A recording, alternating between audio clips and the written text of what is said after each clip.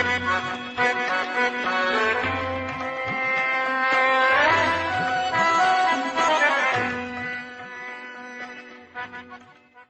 know it's a crazy idea, especially in Afghanistan, where 50 of the most powerful militaries in the world are fighting the equally human Taliban.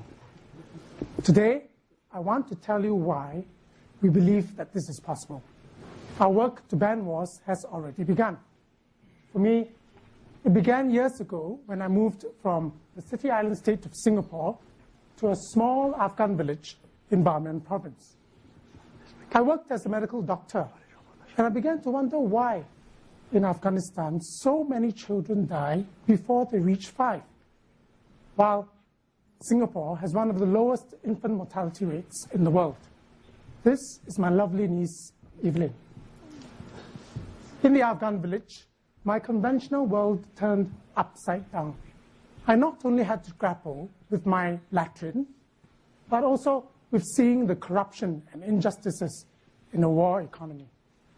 I felt helpless at the violence that my Afghan friends see every day. A new consciousness awakened in me, and I realized we have to ban wars. I want to build peaceful places for Afghan boys and Afghan girls who belong to a new generation that no longer wish to fight.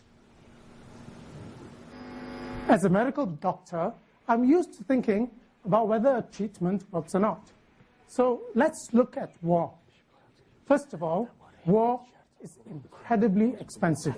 So far, the Americans have spent more than $4 trillion, that is, more than $4,000,000,000 in the war against terror.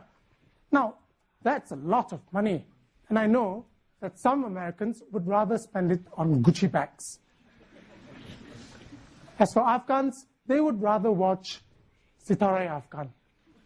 I can understand why singing or even Gucci bags can bring us some happiness, but I've never heard anyone say that war makes us happy. In fact, the reverse is true. Afghanistan has the most number of depressed people in the world. So, if any of you are feeling depressed just by listening to me, you can consult me free after the talk. But for now, let's stay with the figures. So far this year, more than 4,000 Afghans have set themselves on fire, and another 4,000 have tried to poison themselves. So it's clear that Afghans don't like war. But even gun-loving Americans don't like war. In a CNN poll in December 2013, 82% of Americans opposed the Afghan war, making the war even less popular than the Vietnam War. So, wars are expensive, we don't like them, and on top of it, they don't even work. A global terrorism database by the US government and an American university showed that the number of terrorist attacks in Afghanistan has been increasing over the years. If I were a doctor and this showed the progress of the disease that I was treating, I would never prescribe the same medicine. But banning wars is not just a matter of figures to me. You see, it's very personal. My grandpa was killed in war, and that left my grandma crying and grieving for an entire lifetime. I'd like to take this opportunity to tell my parents that I love them and to thank them for allowing me to come to, of all places, Afghanistan, my mother said.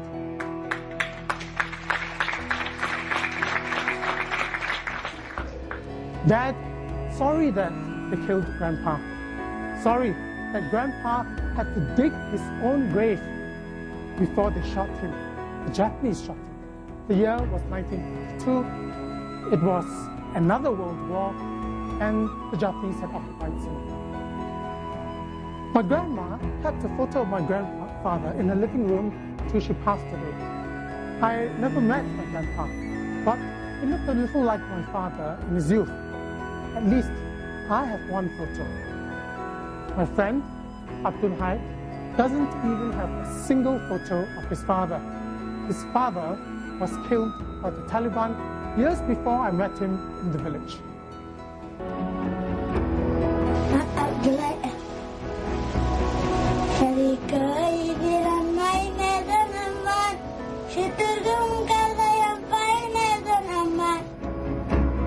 Until today, my mother finds it difficult to forgive the killers. This is Ras Muhammad, and that is his nephew Imal. Imal's father was killed by a NATO drone. Computer, we are very tired of wars. It seems strange to me that nowadays it's young people like Ras Muhammad's nephew and Malala Yousafzai who have to tell our leaders that drones worsen terrorism. Fai's brother was killed right in front of his eyes. So, till today, in his search for peace inside and outside, he still struggles with many feelings.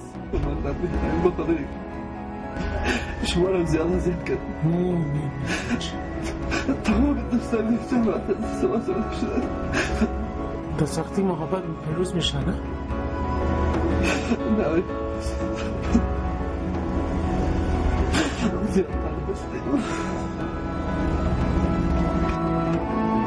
I may not see peace in my life, but we should work for future generations. Abdullahi, Ras and Faiz belong to 3 different ethnic groups. Abdullahi is Hazara, Ras is Pashtun, and Faiz Tajik. While these groups are still fighting and killing one another, these 3 youth work together at the Borderfree Non-Violence Center. The Afghan Peace Volunteers are the first group in Afghanistan committed to non-violence and the abolishment of wars.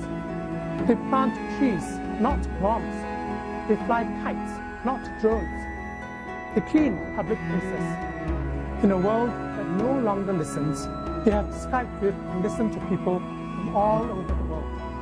They make duvets for poor families in winter, and they take care of street kids all year round.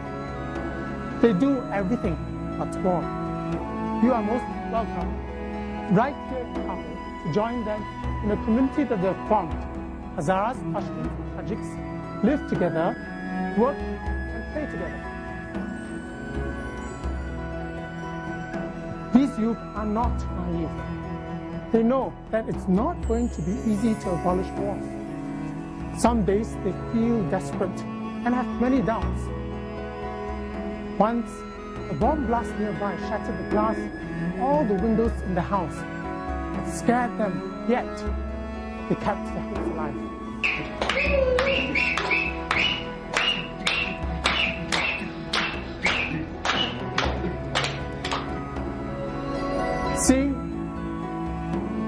Seeing that pursuit of happiness in the midst of war has convinced me that something wonderful is happening. And I believe it's happening in many places of the world. People are waking up. We no longer want to destroy the environment. We no longer want to be economic slaves. We no longer want to fight the wars of the elite.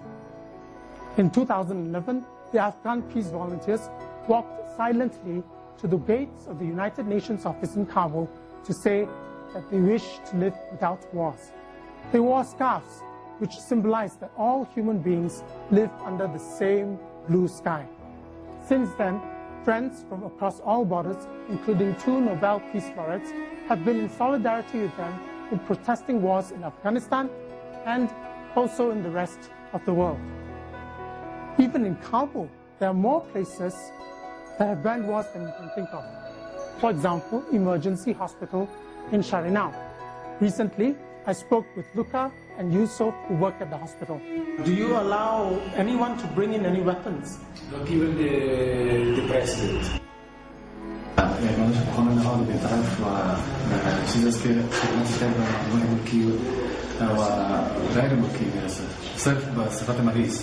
Nana brother in Jang Mandus. What if more and more places, communities, homes and groups banned wars like Emergency Hospital? And if it is possible in Afghanistan, surely it is possible elsewhere. War doesn't affect just on the physical issue, but it destroys the relationship among the people. We want to, in the small drop in the ocean, give a chance to a new relationship, to start to talk again, to meet together in a garden. The Afghan peace volunteers have created a garden just as beautiful as the one in emergency hospital.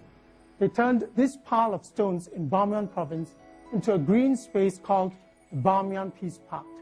On the signboard of the park, they wrote these words.